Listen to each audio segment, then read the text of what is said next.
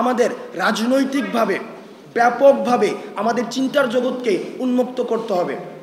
আমাদের নিজেদের মধ্যে প্রিন্সিপালস, আমরা ভবিষ্যতে বাংলাদেশ পুনর্গঠনের জন্য কোন কোন প্রিন্সিপালের ভিত্তিতে বাংলাদেশকে পুনর্গঠন করব, যেখানে আর কখনোই কোনো ধরনের কোনো রূপে আর ফ্যাসিজম ফিরবে না। আমরা গণমাধ্যমকে দেখেছি গত 16 বছর কিভাবে আমরা দেখেছি গণমাধ্যম যখন প্রশ্ন করতো গণভবনে, প্রত্যেকটি প্রশ্নের একটি বিনিময় মূল্য থাকতো। হয়তো একটি প্রশ্ন দিয়ে তারা এটা দিয়ে হচ্ছে ইউনাইটেড নেশন একটি ট্যুরে যাবে, হয়তো পূর্বাঞ্চলে একটি প্লট পাবে, অথবা প্রধানমন্ত্রী সফর সঙ্গী হবে।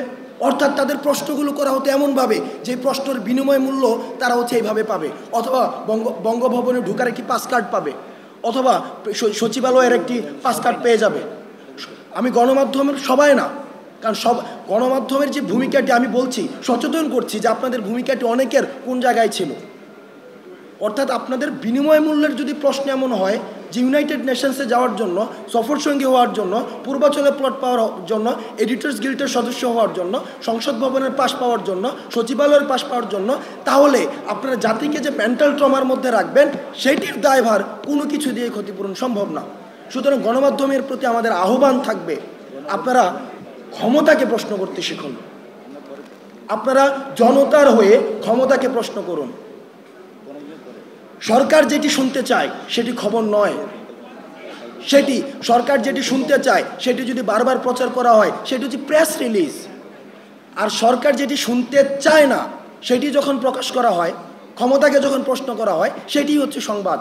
আমরা আহ্বান জানাই, আমরা স্বাগত জানাই, আমরা যে অন্তর্বর্তীকালীন সরকার এত শহীদের রক্তে ঘামে জীবনের বিনিময়ে প্রতিষ্ঠিত হয়েছে, আমরা এই ক্ষমতাকে প্রশ্ন করার যে স্বাধীনতাটি সেটি আমরা গণমাধ্যমের মধ্য দিয়ে চর্চাটি দেখতে চাই। তাহলে আপনাদের গণমাধ্যমের যে একটু অংশ যে ঋণী করে দিয়ে গেছেন, তাদের যেই কিছু গিল্ট রয়েছে সেটি রয়েছে দায়ভার কিছুটা হলে এড়ানো সম্ভব।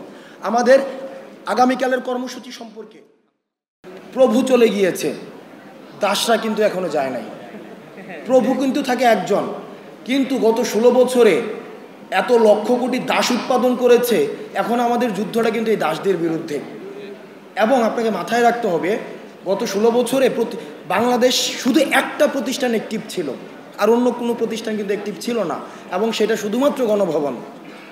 এখন আমাদেরকে গণভবন ছাড়া অন্যান্য যত প্রতিষ্ঠান রয়েছে সেগুলোকে আবার রিঅ্যাক্টিভেট করতে হচ্ছে, এবং সেটার জন্য সময় লাগবে, এবং আমরা জনগণের ভাষাটাকে রূপান্তর করছি এবং সেটা করতে থাকবো, এবং সেটা সময় লাগবে।